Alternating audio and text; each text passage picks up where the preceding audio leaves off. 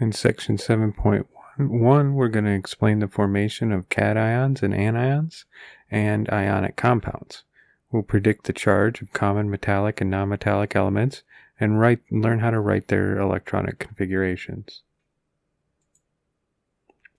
So, as we've seen before, ions form when atoms gain or lose electrons.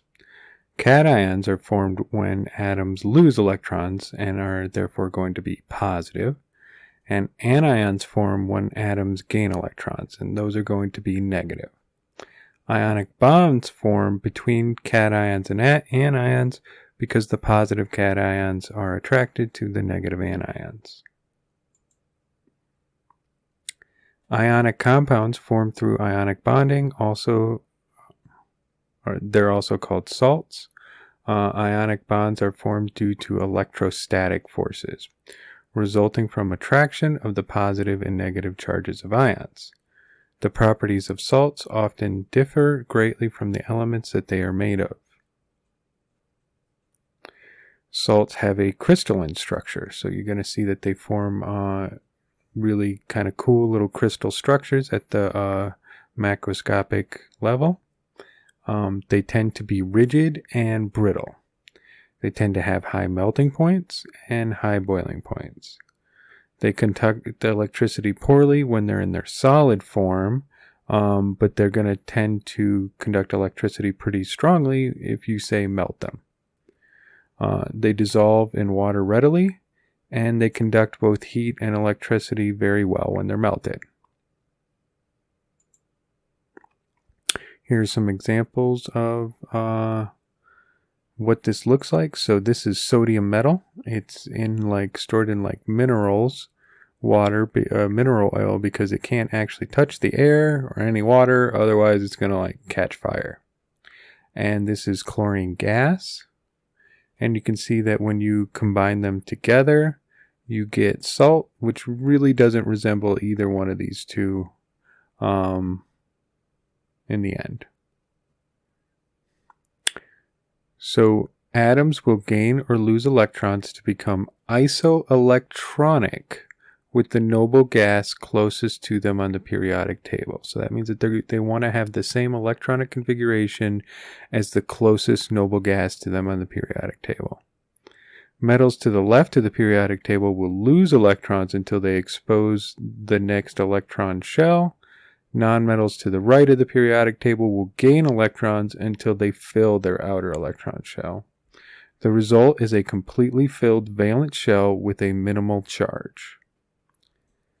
So the tendencies for metals to lose electrons and nonmetals to gain electrons fit with the properties we've already seen. Metals have low ionization potentials and lose electrons easily. Nonmetals have high electron affinities and they gain electrons easily. But we now know that the reason that they're doing this is because they want to be isoelectronic with the noble gases, because that's a very stable electron configuration. Ionic solids. We've seen that an ionic substance is electrically neutral. All positive and negative charges balance, and the result is a net zero charge. So they're not charged themselves because for every positive there is a negative. Thus far, we have thought of ionic compounds as if they exist as molecules, the same as covalent compounds. So we've acted like they exist as individual molecules that are chemically bounded together, only their bonds are these ionic bonds. This is, however, an oversimplification. The symbols we've written for ionic compounds are in fact the smallest repeating unit of an ionic crystal. So let's see what that looks like. So here would be an example of sodium chloride. Okay, we have written NaCl as if it was just an Na atom bound to a chloride atom. But in fact, this is a whole three-dimensional crystalline structure, and this sodium ion is having an interaction with this chlorine, and it's having an interaction with that chlorine, and it's having an interaction with that chlorine. Just like this chloride ion back here is having an interaction with 4 different sodium atoms around it. They're not always going to be like a cube like this. This is the crystal structure that they take on. They're going to arrange themselves in some sort of geometric pattern, and they're going to have interactions that exist all the way around the atom. The attractive forces in an ionic crystal are isotropic. They are the same in all directions, so that's why they have interactions in all directions. This is not true for covalent compounds. Ions, therefore, arrange themselves into tightly bound three-dimensional lattices, that crystal structure that they have. There is this thing called the inert pair effect. So metals found in groups 13 through 17 at the bottom of the periodic table deviate from expected behavior. They will lose electrons to form relatively high charges to gain their full outer shell. So they're doing what we expect. Titanium 3+, tin 4+, lead 4+, bismuth 5+. That's what we would expect them to do, to be isoelectronic with the noble gases. But additionally, partial loss of electrons are possible due to the inert pair effect. Okay, so we also see titanium 1+, tin 2+, lead 2+, bismuth 3+. Okay, these are called the different oxidation states, where they can have different stable charges. And this effect is the result of electrons in the outer s orbital being retained. Okay, it's just not always necessary for them to lose that outer s shell to gain their electron stability, and that has to do with the fact that these are very large atoms with very complex electronic interactions that kind of can lead to this additional level of stability that can allow for these additional oxidation states. In section 7.2, we're going to describe the formation of covalent bonds, and then we're going to define electronegativity and assess the polarity of covalent bonds. So covalent bonding is the result of atoms sharing a pair of electrons. Okay, so the electrons get shared between the two atoms participating in the bond. Electrons in a covalent bond are equally likely to be close to the nucleus of either atom participating in the bond. So this is what makes it distinct from ionic bonding, where an electron gets associated with one of the nuclei over the other. Covalent bonding occurs between elements with fairly close ionization energies and electron affinities. So this is what leads to covalent over ionic bonding. Sharing electrons still results in atoms being isoelectronic to the nearest noble gas. So an example of that is when two hydrogen atoms share one electron to form H2, the result is isoelectronic to helium. So they're still doing it for the same purpose, to get a stable electronic configuration. When covalent bonds form, the outer orbitals of the atoms overlap, and this is going to release energy. The attraction of a shared electron to the nucleus of the atom it is being shared with is balanced with the repulsion of the two atoms' nuclei. So the two nuclei are positively charged. They want to repel each other, but we also have energy being released when these electronic or orbital overlaps start happening and they start sharing these electrons. So there's a sweet spot between them where they're not repelling each other too much, but they're still getting the benefit of this energy that's released. The length of a covalent bond is determined by the distance between nuclei that results in the lowest potential energy. So what happens is, if we plot out this energy, so here we have two hydrogen atoms that are not bonded at all. They start to get closer and closer together. They start to overlap their orbitals, and energy starts to get released. And that energy is released. It's released. You get a lower energy atom here, or molecule that's forming. And then eventually you get to this sweet spot, and that's the distance that it's going to want to maintain between those two nuclei. If we go any closer together, the two nuclei are going to repel each other, and then eventually that becomes very improbable, right? Where the nuclei are almost right on top of each other. And then they're not going to be released and become separated again without the input of at least this much energy. So earlier in the term, we saw that some reactions are going to be exothermic and they're going to release energy, while others are going to be endothermic and going to wind up absorbing energy. We can now see that the energy absorbed and released is due to the making and breaking of chemical bonds. So when we make a chemical bond, we're going to release some energy. And when we break a chemical bond, that's going to require some energy.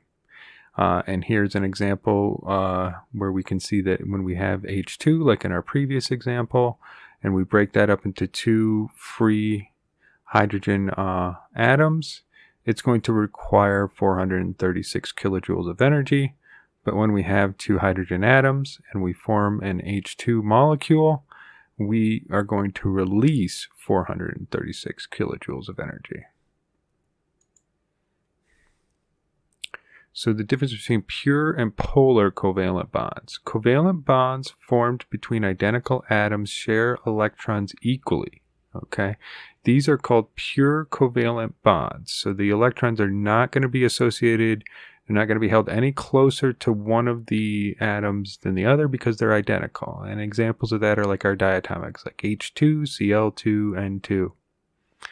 When the two bonding atoms are different, electrons are attracted more to the atom with the greater electronegativity. Okay? This attraction leads to a shift of electron density around the bond. So that means that the electron starts to be associated more with one of the nuclei over the other, and we call this called the electron density. So kind of this is like a probability model of density where we have the electron just more often being found in one region over another. This unequal distribution of electrons leads to polar covalent bonds.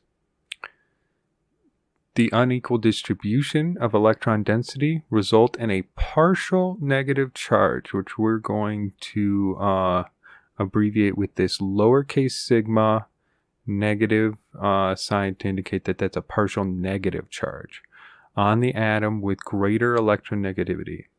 The partial positive charge, sigma plus, forms on the atom with the lower electronegativity. The greater the difference in electronegativity between the two bonding atoms, the greater the magnitude of the partial charges formed.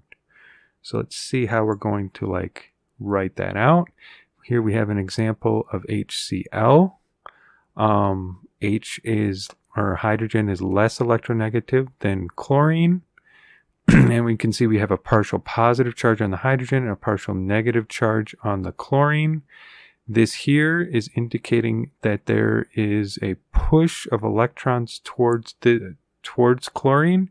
This is what is known as a dipole. And the obvious question here is how do I know how electronegative something is?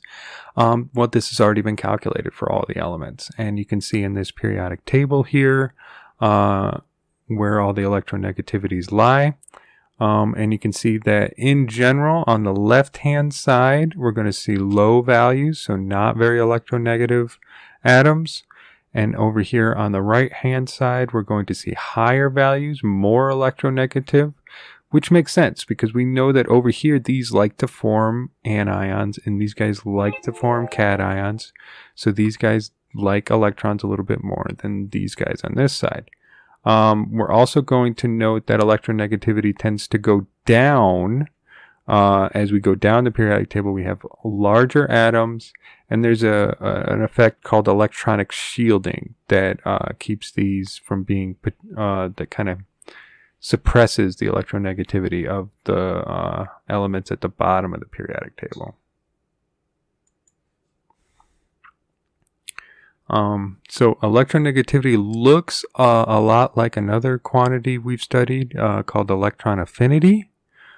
These two quantities are in fact related, but have important distinctions making them unique. Electron affinity is a measurable physical quantity, specifically the amount of energy released or absorbed when a single atom in the gas phase acquires an electron. So we can measure electron affinity. Electronegativity is not measurable. It is a calculated dimensionless quantity that describes how tightly an atom attracts bonding electrons. So it only works with, doesn't work with electrons that it already has. It's only in the electrons that it can gain through bonding. So the absolute value of the difference in electronegativity of two bonded atoms provides a measure of bond polarity. And that's going to dictate the bond type. So what winds up happening is that when there is very, very little difference in electronegativity between the two atoms, you wind up with this pure covalent bond where everything is essentially shared between the two atoms. Once you get to a difference of about 0.4 to 1.8, you're going to wind up with a polar covalent bond. And then once it exceeds a difference of 1.8, that's when you're going to start to have ionic bonds form. And we saw that those are going to behave differently, where now an electron is associated almost entirely with one of the nuclei over the other. And finally, we'll stop by acknowledging Linus Pauling a little bit. His initial work in 1954 that won him the Nobel Prize really cemented the way for our understanding of how chemical bonding works. He was a really quirky guy, really brilliant. He did win the Nobel Prize twice, once in chemistry, and another time he won a Nobel Peace Prize for his out for speaking against like nuclear weapons and weapons of mass destruction and stuff. He famously did a lot of little kind of quirky, weird things. He was one of the first proponents of taking vitamin C. He took upwards of 1 gram of vitamin C every day, which at the time when he first started doing it, probably still isn't a good idea, but when he first started doing it, they said, well, you're going to die right away from doing this. And you can see that he actually lived to be 93. And he died fairly recently within my lifetime in 1994. In section 7.3, we're going to learn how to write Lewis symbols for neutral atoms and ions. And then we're going to learn how to draw Lewis structures depicting the bonding of simple molecules.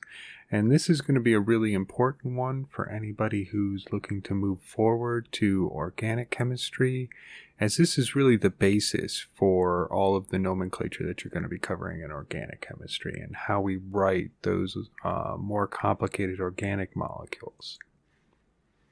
So Lewis symbols are the typical way of depicting valence shell electrons and chemical bonds. Lewis symbols consist of an elemental symbol surrounded by one dot for each of its valence electrons. So in the case of sodium, we know it has electron configuration that has a core of neon and a 3s1, so one electron in the s orbital in the third energy level. So we're going to write a sodium symbol with that one electron as a dot around it. And you can do that for any of these other guys here. For instance, magnesium has 2 s electrons, so it gets 2 dots, so on and so forth, until you get to a noble gas that's going to have a full octet all the way around it. Lewis symbols can be used to depict ions. Cations are formed by losing the valence electrons. So you can see that once you lose that valence electron, you wind up writing the sodium ion just like you typically would, because it now has no electrons on the outside of it in its valence shell, plus an electron. And calcium you would do similarly. But then when you get to the anions, you're filling in an electron, so you're going to add a dot, and you're still going to give it that negative charge. Here's another example for sulfur, and you're going to add those two, and you're going to give it the negative charge. So typically, you're either going to wind up with one that has no dots around it, right? Because it's lost an electron to expose that noble gas core, or you're going to wind up with one with 8 around it because it gained enough electrons to gain the full octet and become isoelectronic with another noble gas that was larger than it. So previously, we expressed the formation of ionic compounds using molecular formulas. Here's an example where we have 2 moles of sodium solid mixing with 1 mole of chlorine gas to form 2 moles of sodium chloride solid. This representation is useful for understanding stoichiometry, but it lacks useful information about the transfer electrons. We don't know how that worked out, how the electrons moved around when we write it this way. So when depicting electron transfers, electronic transfers is desirable. Lewis structures can be used instead. So here we have the same sort of reaction where we have sodium here and chlorine here. We can see that an electron gets passed over to chlorine and it forms this ionic compound. And we could do that with any other formation of ionic compounds. And you can see that the way that we're ultimately depicting them is we put the anion in these big square brackets. We put its charge on the outside, and then we have the counterbalancing cation on the outside. And now we can see that sodium gave up 1 electron, magnesium gave up 2, and calcium gave up 1 electron to 2 different fluorine atoms. Lewis structures can also be used to illustrate the sharing of electrons to form covalent bonds. And when we do that, we're going to start to write them next to each other.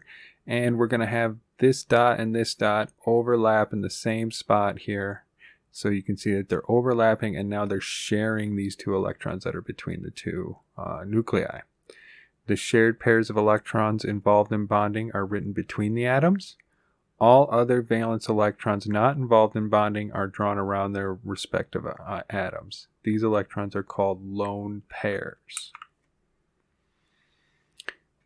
To make bonding more explicit, shared pairs of electrons are replaced with lines. So this is how you're typically going to see it, especially in like organic chemistry and stuff. A single pair of electrons in a covalent bond are referred to as a single bond. So instead of just having the 2 dots shared here, we draw a line to indicate that that's a bonding set. And we can do the same thing with chlorine here. And you're still going to have the dots on the outside to indicate where the lone pairs are. So earlier we saw that compounds form bonds to obtain an electronic configuration that's isoelectronic with noble gases. This tendency can be summarized by the octet rule. So when we're constricting ourselves to just main group elements, they're going to form enough bonds to obtain 8 valence electrons. Okay, so we can see that case here with carbon tetrachloride. They're all going to have 8. Chlorine has its 7, and it's going to have the 1 from the bond here, or 2 from the bonding here. And carbon in this case gets 2 electrons, 1 from each bond, so it also is going to have 8. Okay, so we're kind of double counting the electrons that are in the bond, and we're going to add in all of our valence electrons, lone pair electrons. And we can do the similar sort of thing with silane over here. In this case, each of the hydrogens does not have an octet, though it actually has 2, but that's because hydrogen's special. As the lightest one, it only wants to have 2 in its valence shell. So that's a special case there. It is possible for a pair of atoms to form more than 1 bond to obtain a full octet. Okay, so as we saw that they could share the double bonds, sometimes they need to do that to get their octet. Double bonds are formed when 4 electrons are shared. Triple bonds are formed when 6 electrons are shared. So here we have an example of formaldehyde. if we just had one, if this bond here was just a lone pair here, then oxygen would have its full octet, but carbon wouldn't. Okay, so to give carbon the electrons it needs for a full octet, it's going to share that lone pair and form a double bond here. Okay, similarly with ethylene, right? We need to have 4 bonds going to our carbon, even if some of them are double bonds. So we got 1, 2, 3, 4. 1, 2, 3, 4. Here we have an example of carbon monoxide where we're forming a triple bond and then giving a lone pair to the carbon. And oxygen also has 3 bonds and a lone pair. So they both get their octet in this scenario. And here we have the case of the cyanide ion. You can see here that we actually have to have a negative charge on it in order to give all of them their octets. This is why this would be a stable anion, because it has a configuration that's allowing both the carbon and the nitrogen to have their full octets. Simple molecules can be drawn by simply pairing off unpaired electrons. So if we have bromine needs 1 more electron to get its octet, hydrogen wants to give up this guy to get its to expose its inner shell in the case of hydrogen. We're just going to pair them off, and we get to do the same thing with sulfur here and nitrogen. And you can see that that's going to lead to a triple bond, because each one of these pairing offs is going to be another bond formed. So for more complicated molecules, we're going to have a set of rules that we can follow to help us write our Lewis structures. So for complicated structures, follow this step-by-step procedure. First, we're going to determine the total number of valence outer shell electrons, okay? And this has to do with dealing with our ions. So for cations, we're going to subtract 1 electron for each positive charge. And for anions, we're going to add 1 electron for each negative charge. Then, second, we're going to draw a skeleton structure and arrange the atoms around a central atom. We're going to put the least electronegative atom in the center of our molecule, and we're going to connect each atom to the central atom with a single bond. Okay, so we're going to assume that at first it's just going to be a single bond so that we can add in the bonds we need later. Third, we're going to distribute the remaining electrons to fill the valence shells around each atom. Fourth, we're going to place all the remaining electrons on the central atom. And then fifth, we're going to rearrange the electrons to make multiple bonds where necessary to complete the octets. So let's take a look at an example here. We'll use our procedure to draw Lewis structures of 4 molecules. We're going to do silane. We're going to do carboxylic acid anion. And then we're going to do NO+, and then OF2. So first, we'll determine the number of valence electrons for each molecule. So for silane, we know that S has 4 valence electrons. We got that from its group in the periodic table, and we know that hydrogen has 1. We have 1 silane, so that's going to be 4, and we have 4 hydrogens, so that's going to be another 4. We have 8 valence electrons to work with. For our carboxylic acid anion, we're going to have 4 electrons for carbon, 1 for that 1 hydrogen, and then 6 for each of the oxygens. There's 2 of them, that's 12. We're going to have 18 valence electrons. If we do the same thing for NO here, oh, we did have to add an extra electron here because it is a negative, right? So that's how we get our 18. And then here we have a positive, so we're going to have to take 1 away. And that's going to be our 10 valence electrons when we do the math for that one. And then for the finally, we're going to have 1 oxygen with its 6 valence, and we're going to have 7 valence electrons for each one of the fluorines. There's 2 of them, that's 14. We're going to get 20 valence electrons. Okay.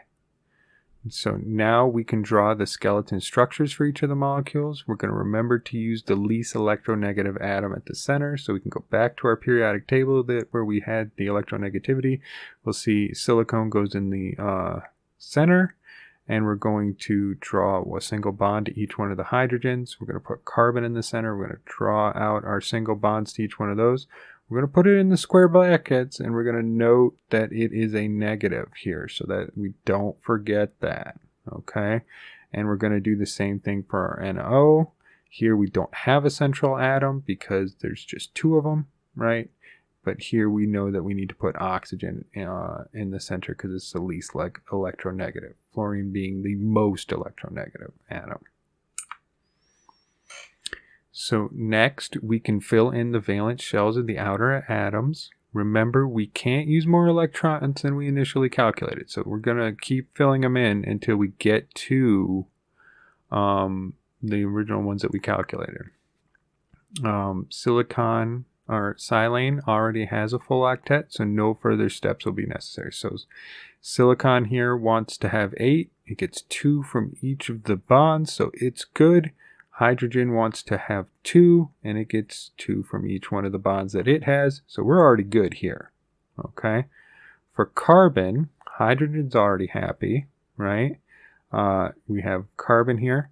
It's going to form each of these bonds, but we're not dealing with that central atom yet, right? But he's not happy. He's only got 6, right? He's only got the 2 from each of those 3 bonds.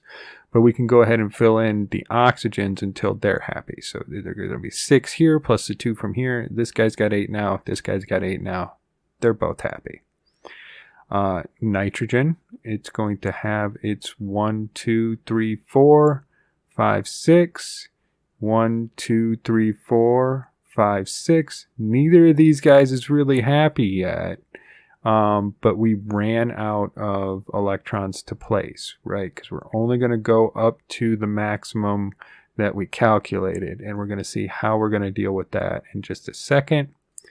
When we fill them in around the oxygen fluoride here, we get on the outside here, our fluorines are now happy. And now we still need to deal with our oxygen. So let's start with that guy. For OF2, we have 4 valence electrons left to place on the central atom, okay, because we place 1, 2, 3, 4, 5, 6, 7, 8, 9, 10, 11, 12. In the last step, we had 20 that we were dealing with, right? Minus that 12, minus the 4 that are in the bonding, we get 4 left to place. When we put those on our oxygen, we can see that we now have all of our octets and we are done, right? So now oxygen has 1, 2, 3, 4, 5, 6, 7, 8, and fluorine has 1, 2, 3, 4, 5, 6, 7, 8. Okay, so for our carboxylic acid anion here, we have ran out of valence electrons. To fulfill carbon's octet, we have to add multiple bonds now. So because we do not have our carbon happy here, we're going to have to shuffle around some of these lone pairs to give us double bonds now. What we're going to wind up doing is we're going to take this lone pair here and we're going to push it back off onto the carbon. Now, it would not have mattered if we had taken this lone pair and done that because there's some symmetry here, right? And what we're going to do is once we do that, we get this double bond here. And we can see now that carbon's happy. It's got its 4 bonds. This oxygen is happy because it has 1, 2, 3, 4, 5, 6, 7, 8. Just like this oxygen is happy up here because it's got 6 plus 7, 8 from there. So now our structure is happy. We'll need multiple bonds as well when we're dealing with our NO. So let's move one of the oxygen lone pairs to form a double bond. We're going to move this guy down there. This is going to give us this structure here, right? And we can see right away that oxygen is still not happy, right? It's got 2, 4, 5, 6. It needs 8, right? So we still don't have our full octet. We'll have to move another lone pair. This one should come from nitrogen. So if we move the one down from nitrogen, now both of them have 2, 4, 6, 7, 8. Oxygen is 2, 4, 6, 7, 8. And now they're both happy with their full octet. Because hydrogen only requires 2 electrons to fill its outer shell, it's an exception to the octet rule, and we've seen that so far. So that's what leads us to structures like ammonia, water, and hydrogen fluoride. Transition elements and inner transition elements also do not follow the octet rule, because remember, the octet rule only applied to our main group, so that's where we were limiting ourselves to. So let's look at our exceptions to the octet rule. Covalent molecules without an octet on their central atom fall into 3 categories. So we're going to have our odd-electron molecules that have an odd number of valence electrons and therefore have an unpaired electron. We're going to have our electron-deficient molecules that have a central atom that has fewer electrons than is needed for a noble gas configuration. And we're going to have our hypervalent molecules that have a central atom that has more electrons than is needed for a noble gas configuration. So all of these are going to lead to some levels of instability, but sometimes you can wind up with electronic configurations that are still pretty stable. So our odd electron molecules are known as free radicals. Okay, and you're going to see these come up in organic chemistry a lot because they're really, really reactive. All right, so the instability caused by unpaired electrons cause free radicals to be particularly reactive, despite having a neutral charge. To draw Lewis structures of odd electron molecules, we follow the same approach. However, knowing that we cannot have a full octet on every molecule, we'll need to get each atom as close as possible. Okay, so in this case, instead of just having a single bond here, we're going to go ahead and form a double bond. And we can see here that nitrogen still is going to lack its full octet, but it's closer than if there was just a single bond, right? Because in the single bond it has 1, 2, 3, 4, 5. Here it's got 1, 2, 3, 4, 5, 6, 7. So electron-deficient molecules. Molecules of this type typically have central atoms from groups 2 and 13 on the periodic table, and the outer electrons typically include hydrogen or other atoms that do not form multiple bonds. Okay, so an examples of here would be like beryllium hydride here, where there's no multiple bonds that can be formed, or boron trifluoride. Okay, and this is really a very special case. So if we see here, it says, note that it would be possible to write a Lewis structure for BF3 with a double bond to boron fulfilling its octet. Experimental evidence suggests that this is, in fact, not the case, likely due to the high electronegativity of fluorine. So fluorine doesn't want to give up its electrons to form that double bond, even if it means fulfilling the octet for boron. Compounds without an octet. So compounds formed without full octets are very reactive. They will readily combine with any other molecule with a lone pair of electrons. So if you have any free lone pairs out there where you do not have your octet, in the case of like boron trifluoride, it's going to grab up that ammonia and immediately form a bond so that it can have its octet there. And so forming these kind of bonds, these kind of molecules can sometimes be helpful if you want to have a reaction that's going to have a really high yield, or you want to react it with something that's fairly unreactive. Hypervalent molecules. So elements in the third or higher period, so we're talking about n greater than or equal to 3, have more than 4 valence orbitals. Okay, so the empty d orbitals in these molecules are capable of participating in bonding. Molecules formed with expanded valence shells are also called hypervalent molecules. So here are some examples here where we have phosphorus 1, 2, 3, 4, 5 pentachloride, or sulfur hexafluoride.